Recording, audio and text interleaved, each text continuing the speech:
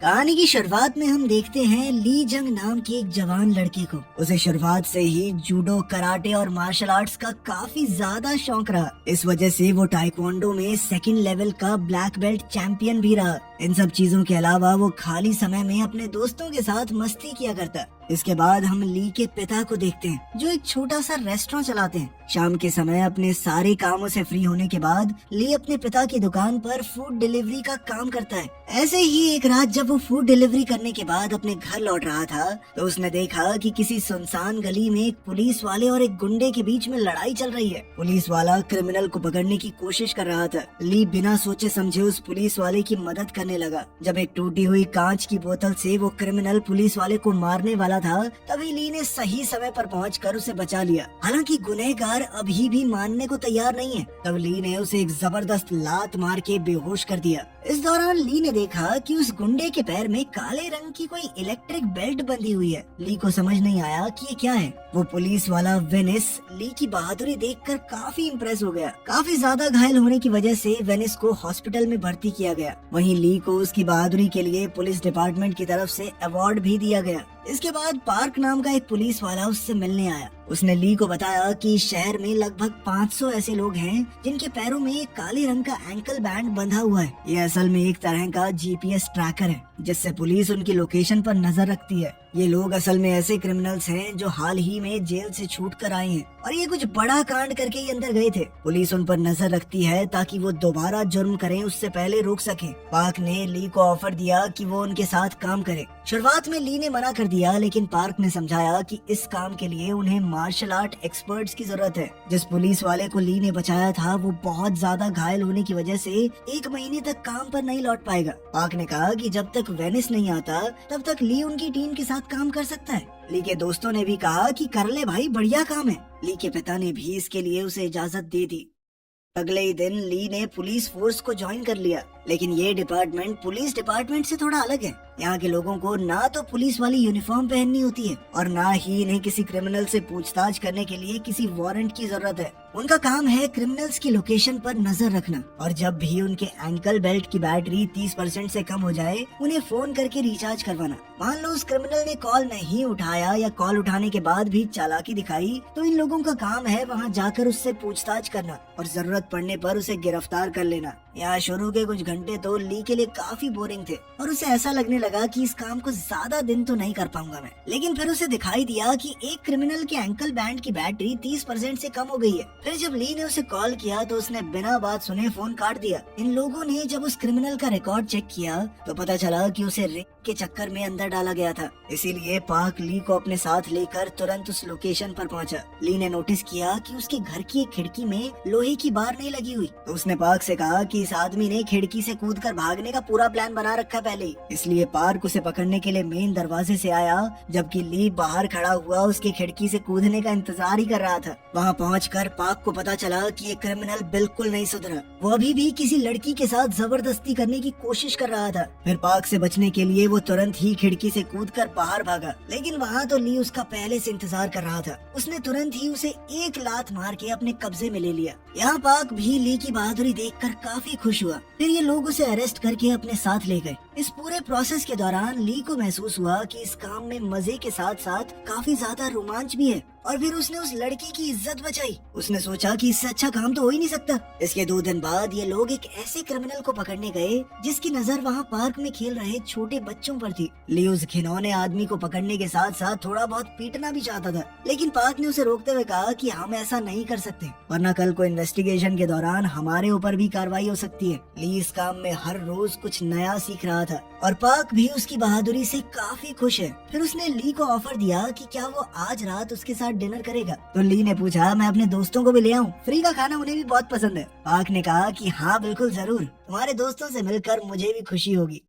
फिर उस रात ली अपने तीनों दोस्तों को लेकर पार्क की बताई हुई जगह पर पहुंच गया। सब लोगों ने एक साथ खाया पिया, काफी एंजॉय किया और अब पार्क भी ली के दोस्तों के साथ काफी अच्छे से घुल मिल गया था। वो उन लोगों के सामने ली की तारीफ करते हुए बता रहा था कि कैसे उसके आने के बाद उन लोगों का काम पहले से आसान हो गया है। इसके बाद जब ये लोग पार्टी खत्म करके अपने अपने घर जाने वाले थे, तभी पार्क के साथ काम करने वाले एक ऑफिसर ने उसे कॉल करके बताया कि एक क्रिमिनल है जो मर्डर के केस में अंदर गया था और 15 सालों की सजा काटने के बाद वो 1 महीने के लिए जेल से बाहर आया है। उस आदमी ने अपना एंकल बैंड काट के फेंक दिया है, जिस वजह से हम उसकी लोकेशन को ट्रैक नहीं कर पा रहे। उन लोगों को पता चला कि अभी कुछ देर पहले उस आदमी की लास्ट लोकेशन वहीं आसपास की है। तो ली ने फैसला किया कि वो अपने दोस्तों की मदद से उस आदमी को पकड़ने के लिए जाएगा। ली के एक दोस्त के पास एक ड्रोन था, तो ड्रोन की मदद से उन लोगों ने उस आदमी को जल्दी ढूंढ लिया। उसे पकड़ने के लिए ली अकेला ही वहाँ पर गया, क्योंकि पार्क इतनी भाग दौड़ नहीं कर सकता। वहाँ पहुँचते ही उस आदमी ने ली पर चाकू से हमला कर दिया, लेकिन ली ने बचते हुए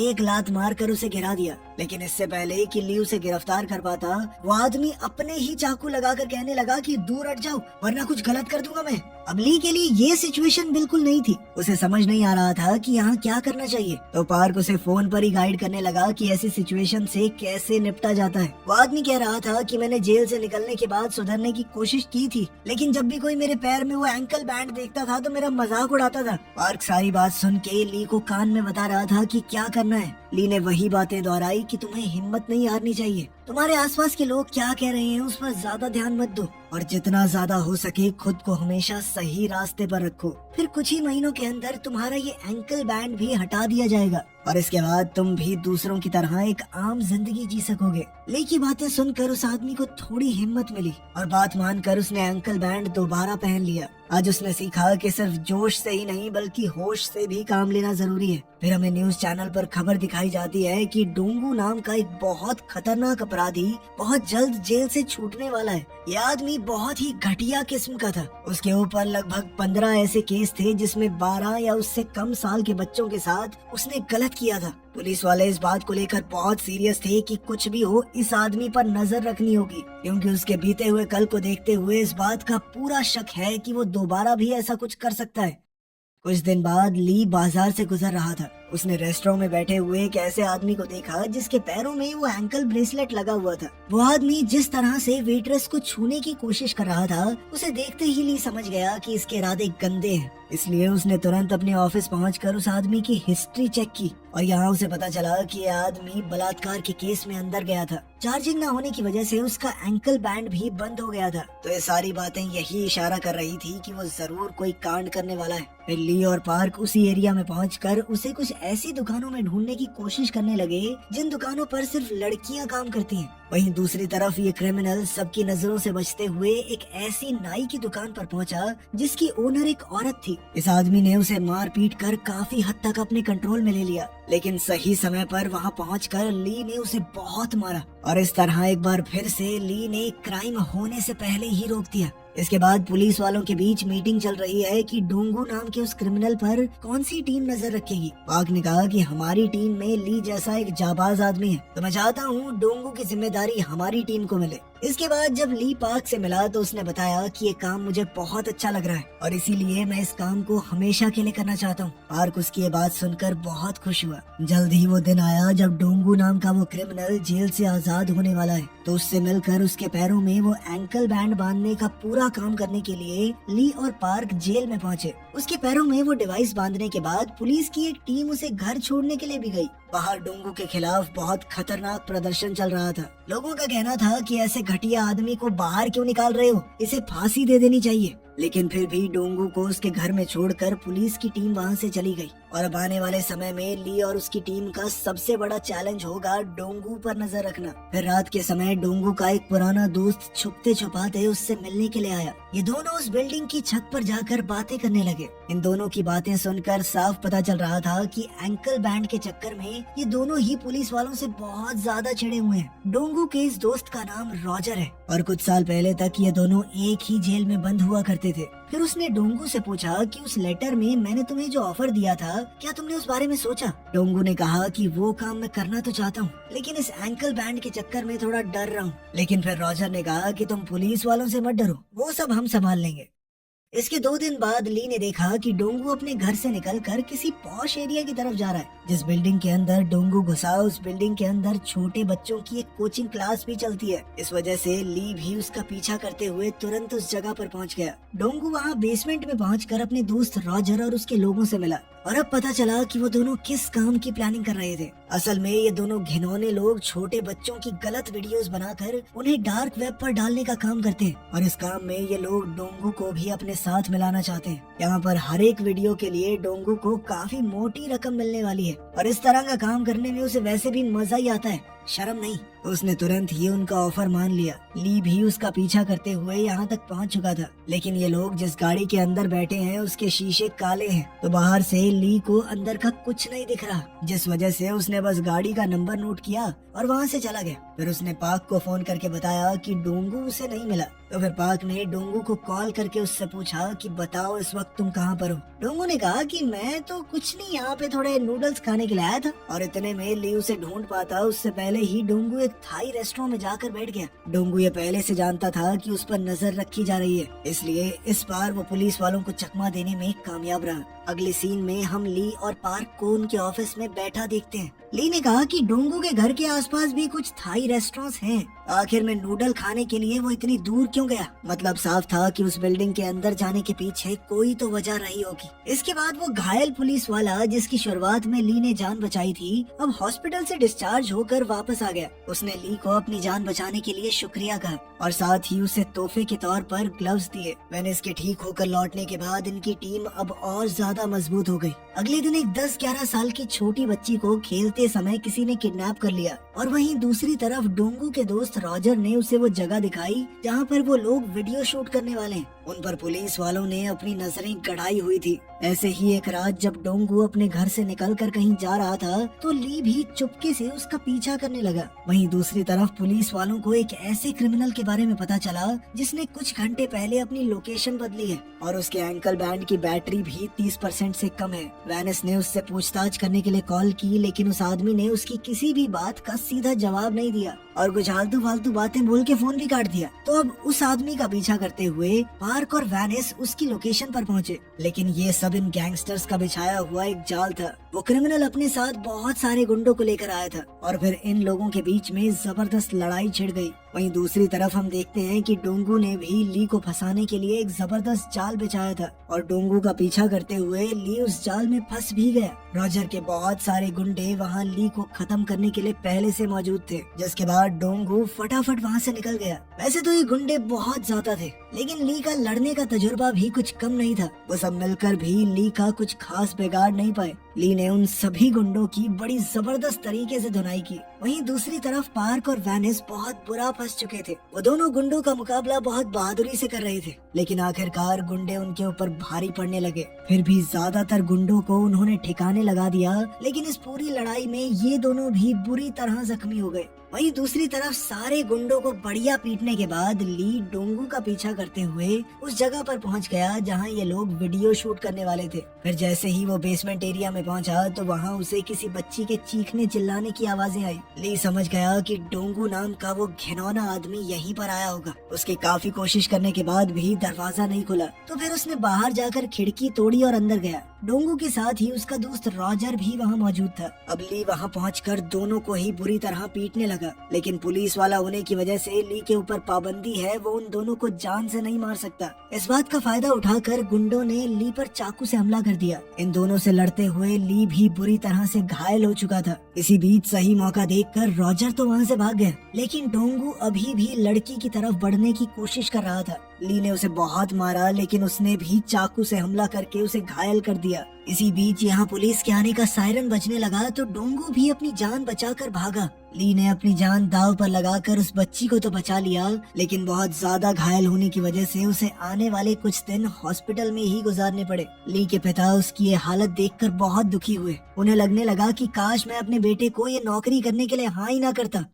कुछ घंटों बाद जब ली होश में आया तो उसने सबसे पहले डोंगू के बारे में ही पूछा। उसके सीनियर ऑफिसर्स ने बताया कि डोंगू वहाँ से भागने में कामयाब हो गया और अब तक उसने अपना एंकल बैंड भी काट कर फेंक दिया है। दूसरी तरफ पार्क की गर्दन की हड्डी में भी बहुत चोट आई थी, जिस वजह से उसे तो कई महीनों तक हॉस्पिटल में एडमिट रहना पड़ेगा। और बेचारा वैनिस तो उस लड़ाई में बहुत ज्यादा खून बहने की वजह से मर ही गया। ये सब कुछ जानने के बाद ली को बहुत ज्यादा दुख हुआ, क्योंकि अब तक उसने सोचा नहीं था कि इस नौकरी में उसे इतना खून खराबा भी देखने को मिल सकता है। इसके बाद जब ये लोग अपने साथ ही वैनिस के अंतिम संस्कार पर गए तो वहाँ पर उस छोटी बच्ची की मम्मी भी आई, जिसे उस दिन ली ने डोंगू से बचाया था। उसकी माँ ने बच्ची का लिखा हुआ एक थैंक यू नोट ली को दिया और बताया कि मेरी बेटी आज भी गहरे सदमे में है। वो फिलहाल इतनी ज्यादा डरी हुई है कि घर से बाहर तक नहीं निकलना चाहती, लेकिन जब भी मैं उसे आपकी बहादुरी के बारे में बताती हूँ तो उसे बहुत हिम्मत मिलती है। ये सब सुनकर ली बहुत इमोशनल हो गया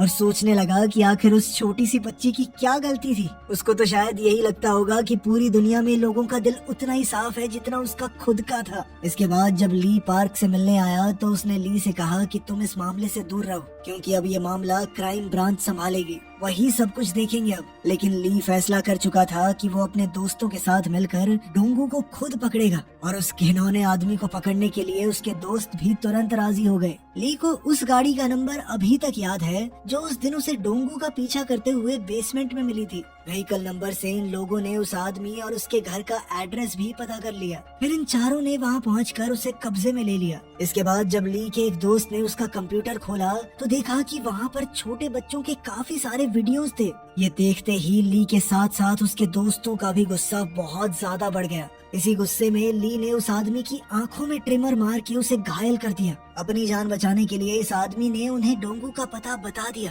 फिर उन सब ने उस आदमी को गिरफ्तार करवाने के लिए पुलिस को कॉल किया। अब वो डोंगू को और ज्यादा खुला नहीं छोड़ना चाहते। उन्होंने फैसला कर लिया कि आज रात ही उसे पकड़ेंगे। अब वो अपने आखिरी मिशन के लिए निकल ही रहे थे, लेकिन तभी ली के पिता ने उन्हें रोकते हुए कहा कि इस काम में बहुत खतरा है और मैं नहीं चाहता कि तुम अब आगे इस तरह का काम करो। इस पर ली ने अपने पिता को समझाया कि वो इंसान जानवरों से भी बदतर है, इसलिए अगर हमने उसे जल्द से जल्द नहीं पकड़ा तो वो इस तरह के क्राइम आगे भी करता रहेगा और अगर बाकियों की तरह हम भी सिर्फ अपना अपना सोचकर जीने लगे तो ऐसे ही क्राइम बढ़ता रहेगा सोसाइटी में। ली के पिता ने भी इस बात को समझा कि उनका बेटा बहुत समझदार हो चुका है और अब वो डोंगू को खत्म किए बिना रुकने वाला नहीं है। इसके बाद चारों दोस्त उस एरिया में पहुंचे जहां डोंगू इस समय रुका हुआ था। वो एक एक करके वहां के सारे होटलों में उसे ढूंढने लगे। इसी दौरान ली के एक दोस्त को डोंगू की लोकेशन का पता लगा। वहाँ काफी सारी खाने की प्लेट्स और दारू की बोतलें देखकर वो समझ गया कि डोंगू अकेला तो नहीं है, उसके साथ यहाँ काफी लोग होंगे। डोंगू के साथ ही उसका दोस्त रॉजर भी यहाँ पर था और इस एरिया के काफी सारे गुंडे भी इस वक्त वहीं मौजूद थे। ली ने अपने दोस्त को वहाँ से हटकर एक सेफ जगह पर जाने को कहा। फिर इसके बाद वो अकेला ही उन सारे लोगों से भिड़ गया। इधर ली के दोस्त अपने ड्रोन से इस पूरी फाइट पर नजर बनाए हुए थे। काफी सारे होने के बावजूद भी ये गुंडे ली का मुकाबला नहीं कर पाए। ली के सर पर खून सवार था। उसने एक एक करके सबकी बढ़िया धुनाई की। अब बाकी गुंडों ने मिलकर ली का ध्यान भटकाया तो इस मौके का फायदा उठाकर डोंगू वहाँ से भाग लिया, लेकिन ली के दोस्त अपने ड्रोन कैमरा से डोंगू का पीछा करते रहे। कुछ ही मिनटों में ली ने उन सबको सबक सिखा दिया और अब वो अपने आखिरी टारगेट डोंगू को पकड़ने के लिए उसके पीछे गया। ली इस वक्त अपने दोस्तों के साथ कॉल पर कनेक्टेड था और वो कैमरा में देखकर डोंगू की लोकेशन उसे बिल्कुल सही बता रहे थे। फिर एक जगह पहुंचकर ली ने उसे पकड़ ही लिया और इसके बाद दोनों के बीच में जबरदस्त लड़ाई शुरू हो गई। ली का मुकाबला करते हुए ये साफ हो गया कि डोंगू भी कोई कच्चा खिलाड़ी नहीं है। ली को भी इस लड़ाई में बहुत मार पड़ी। फिर एक समय ऐसा आया जब डोंगू ने ली को लगभग हरा ही दिया था, लेकिन ली के दोस्तों ने ड्रोन की मदद से डोंगू को घायल कर दिया और वहीं ली को उस छोटी बच्ची के बारे में याद करके बहुत ज्यादा गुस्सा आ गया। वो इस बार उठा तो उसने डोंगू को बहुत बुरी तरह मार मार के बेहोश कर दिया। डोंगू के अंदर अब बिल्कुल भी लड़ने या भागने की हिम्मत नहीं थी। फिर ली उसे हथकड़ियां पहनाकर अपने साथ ले गया। आखिर में ली को उसकी बहादुरी के लिए सम्मानित किया गया और उसे बधाई देने के लिए वो बच्ची भी घर से निकल कर आई। अब बच्ची काफी हद तक उस सदमे से बाहर आ चुकी है और उसका चेहरा फिर से खुशी से भर गया था। ली समझ गया कि उसे दुनिया में सिर्फ यही काम करना है, कोई और चीज उसे ये खुशी नहीं दे सकती। इसी के साथ दोस्तों ये कहानी यहाँ पे खत्म हो जाती है। बाकी आप बताइए आपको कैसी लगी। मिलते हैं आपसे अगली वीडियो में। ध्यान रखिएगा अपना। Thanks for watching.